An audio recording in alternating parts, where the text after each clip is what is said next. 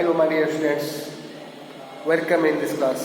मैं विकी राय आज आपसे फिर मुखातिब हूँ नमक चैप्टर को लेकर। नमक का ये तीसरा पार्ट आपके सामने है। अब तक आप लोगों ने ये जाना कि साफिया जो एक मुस्लिम लड़की है जिसने सिख बीबी को अपनी माँ माना, उसके स्वरूप में अपनी माँ का प्रतिरूप देखने के कारण और साफिया के लाहौर आने की बात सुनकर कि साफिया लाहौर अपने भाइयों से मिलने जा रही है, सिख बीबी ने उससे लाहौरी नमक लाने का एक आग्रह किया और उस लाहौरी नमक लाने का एक वचन साफिया देकर के लाहौर गई। लाहौर जाने के बाद 15 दिनों का उसका प्रवास लाहौर में रहा। लाहौर से लौटते वक्त वह नमक को भारत लाना नहीं भूली। आपने ये भी जाना था कि उसके भाई जो स्वयं एक पुलिस ऑफिसर था, उसने साफिया को ऐसा कृत्य करने से मना किया था क्योंकि उसने कहा था कि आप नमक को एक देश से दूसरे देश में नहीं ले जा सकती क्योंकि ये गैर कानूनी काम है। लेकिन उसने इसका कड़ा प्रतिवाद किया था और कहा था कि कानून के रिश्तों से बढ़कर दिल के रिश्ते होते हैं, मानवीय रिश्ते होते हैं, इंसानियत मोहब्बत के रिश्ते होते हैं। और अपने भाई के लाख मना करने के बाद भी वह भारत लाहौरी नमक नाले का दृढ़ निश्चय कर चुके थे और उसी निश्चय के तहत आपने ये जाना था कि नमक को उसे भारत किस प्रकार से ले जाना है, चोरी छिपे ले जाना है या प्रत्यक्ष रूप में ले जाना है, इसका निर्णय भी उसने कर लिया था। वो मानती थी कि ये नमक गैर कानूनी काम नहीं है, बल्कि यह एक ऐसा काम है जो कभी भी गलत नहीं हो सकता। इसलिए वह नमक को चोरी छिपी ले जाने की जगह अपने हैंड पर्स में रख करके भारत ले जाने का निर्णय कर लिया और उसने ये सोच लिया कि इस नमक को वह भारत ले जाकर ही रहेगी क्योंकि उसने अपनी माँ स्वरूपा सिख बीबी को वचन दे रखा है।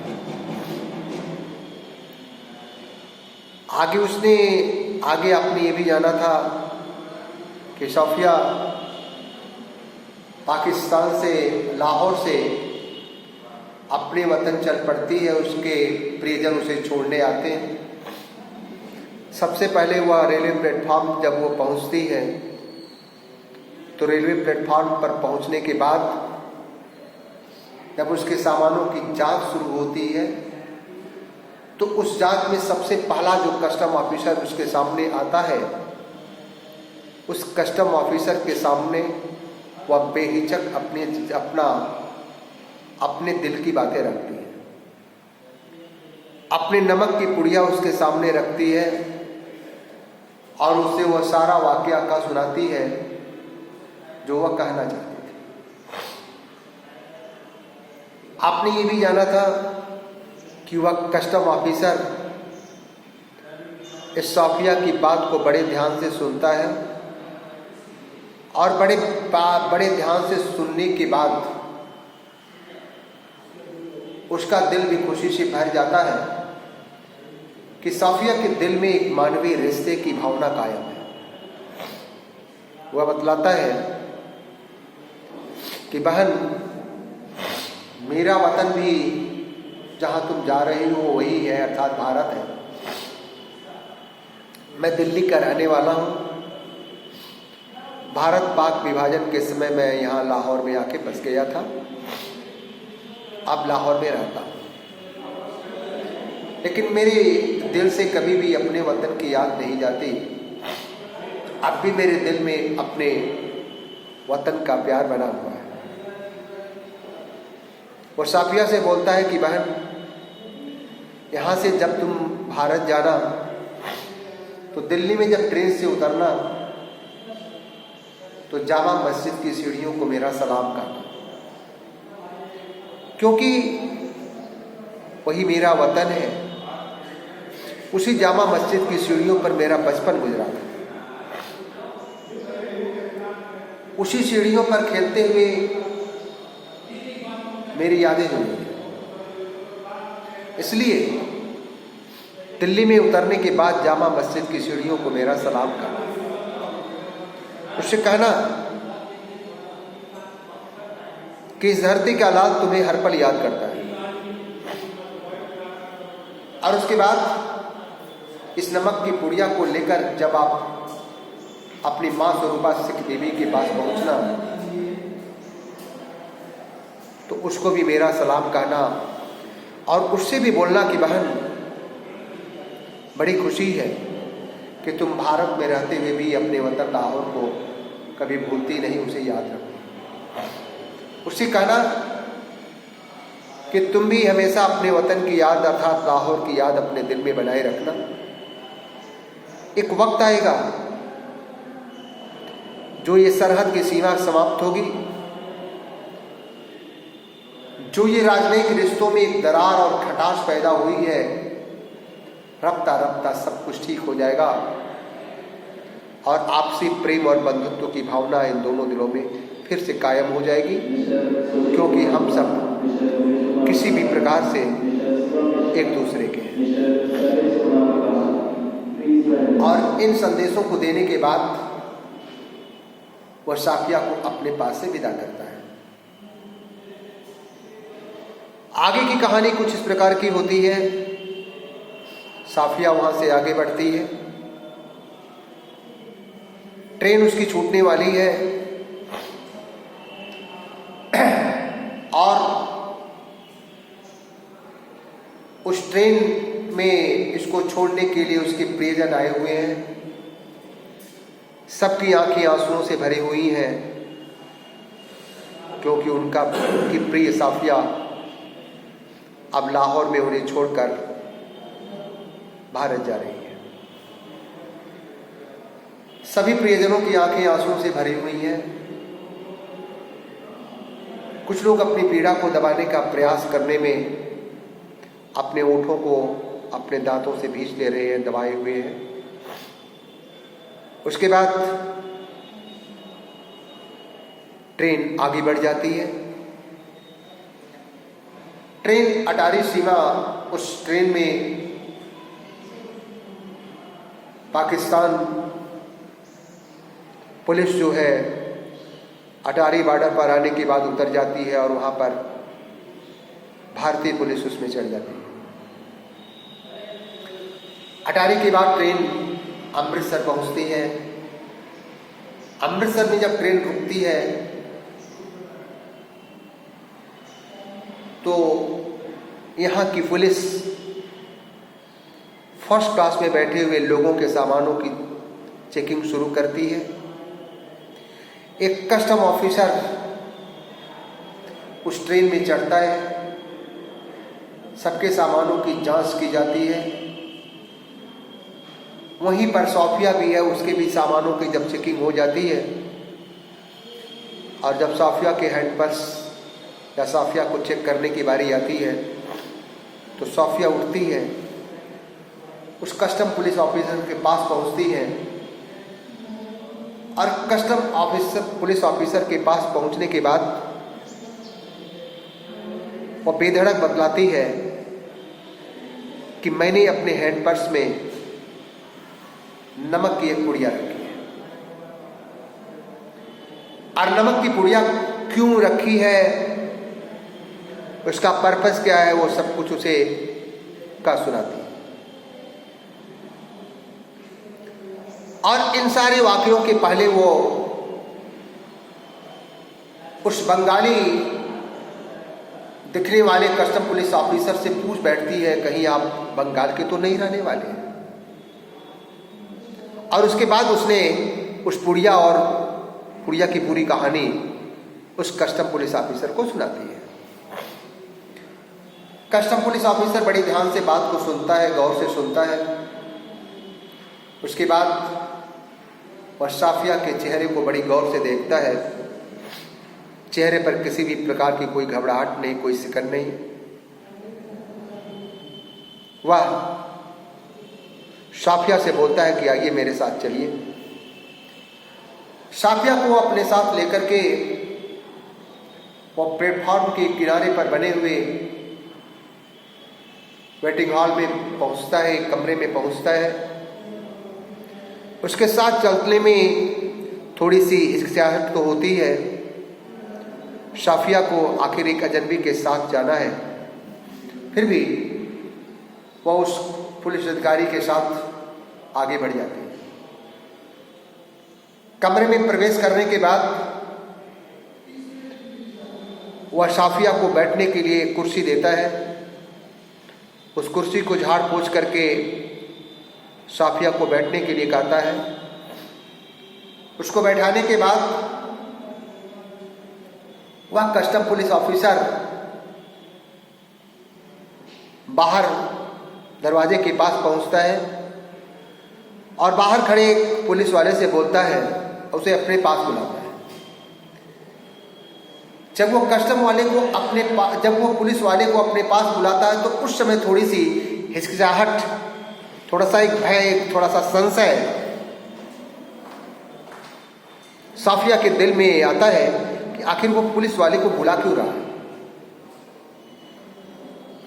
लेकिन वो अपनी भावना को प्रकट नहीं करती, चुपचाप शांत भाव से सब कुछ देखती है।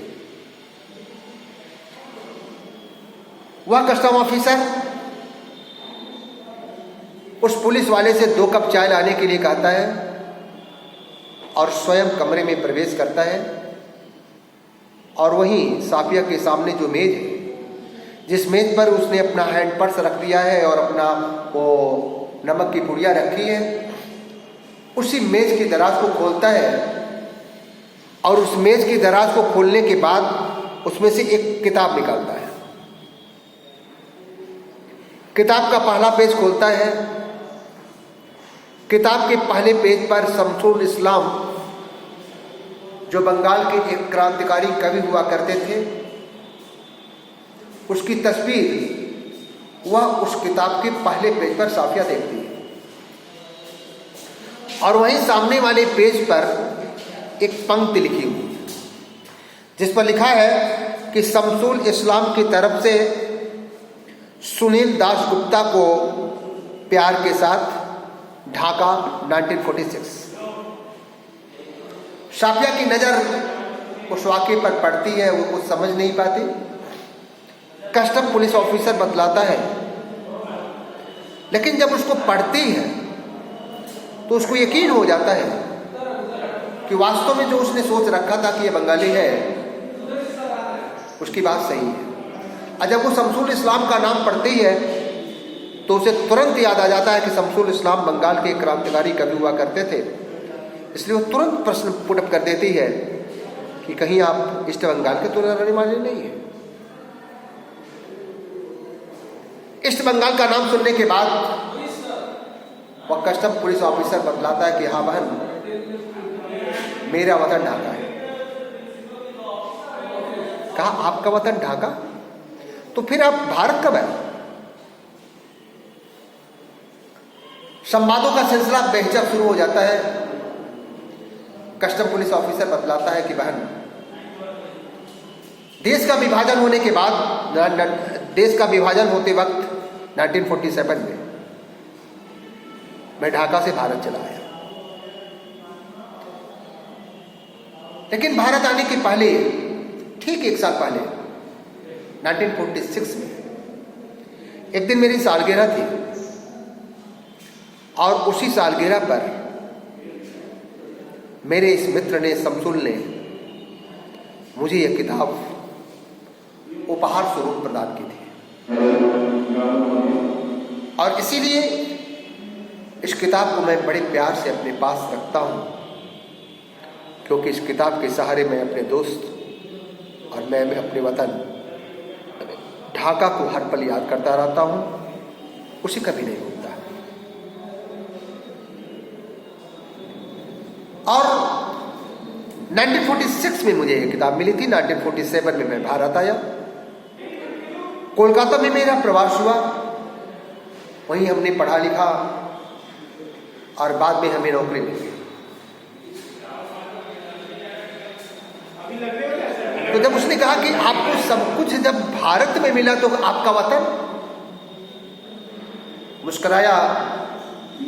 उसने कहा इतना कुछ होने के बाद भी मेरा वतन ढाका ही है। अपने वतन के प्रति प्यार के इस रिश्ते को देखकर साफिया का दिल भी प्रेम से अभिभूत हो जाता है और सोचने लगती है कि इंसान कहीं भी हो, अपने वतन की याद उसे हर पल सताती रहती है, अपने वतन से उसका प्यार बदस्तूर जारी रहता है। जब वो कहती है कि क्या आपका वतन ढाका है, तो आपका वतन, कस्टम पुलिस ऑफिसर हैरान होकर कहता है कि वाह वाह, अभी मैंने आपसे कहा कि मेरा वतन ढाका है, फिर आप भूल गई। मुस्कुराती है साफिया और उसके बाद दोनों की बात खत्म होती है। वो ये भी बताता है कि बहन पहले इधर कस्टम था, अब उधर भी कस्टम वाला मामला चल रहा है, क्या करें, ये राजनयिक रिश्तों की जो बात है। दोनों चाय खत्म करते हैं, चाय खत्म करने के बाद कमरे से लोग बाहर निकलते हैं। कस्टम पुलिस ऑफिसर साफिया के बैग में पुड़िया को रखता है, बैग को अपने हाथों में लेके चल पड़ता है। उसके बाद दोनों अमृतसर के उस स्टेशन पर पहुंचते हैं। अमृतसर में साफिया अमृतसर के पुल पर चढ़ रही है और पुल की सबसे निचली सीढ़ी पर खड़ा वह कस्टम ऑफिसर सुनील दासगुप्ता उसे एकटक नजरों से देखता जा रहा है और साफिया सबसे ऊपर चढ़ने के बाद उसे देख करके सोच रही है कि किसका वतन कहाँ है, यह जो कस्टम के इस तरफ है या उस तरफ। अर्थात सुनील दासगुप्ता जो सामने खड़ा है उसका वतन तो ढाका है, लेकिन वो भारत में रहता है और मैं भारत की रहने वाली हूँ, मेरा वतन तो लाहौर है। लेकिन फिर ये दिल के रिश्ते, कहीं भी हम दोनों रहें, अपने वतन के प्रति हमेशा ही प्यार से भरे रहेंगे। अपना वतन सबको प्यारा होता है, इंसान दुनिया की किसी भी कोने में रहे, और इस बात को सोच करके वह अभिभूत हो जाती है। दोनों अपने अपने रास्ते की तरफ बढ़ जाते हैं। नमक का जो वजूद होता है, नमक का मतलब जिसका नमक खाया जाता है, उसके प्रति दिल में प्यार का जज्बात होना चाहिए। उस नमक के प्रति दोनों के दिलों में प्यार का रिश्ता कायम है। इस बात को बताते हुए यह कहानी समाप्त हो जा रही है। इसी के साथ ही अपनी वाणी को मैं विराम दे रहा हूँ। आज ये नमक चैप्टर आपका समाप्त हुआ। पुनः अगली क्लास में ये भी कह रहा है आपसे पुनः मिलेगा। तब तक के लिए नमस्कार।